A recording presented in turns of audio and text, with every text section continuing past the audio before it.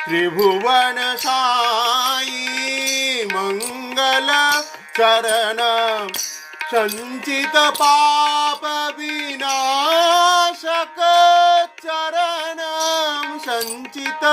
पाप विनाशक चरणं संचित पाप विनाशक चरणं संचित पाप विनाशक चरणं शरणागत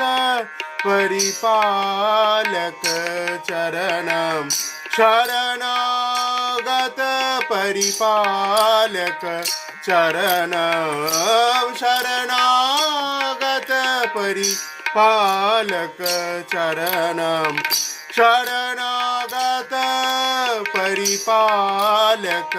चरणं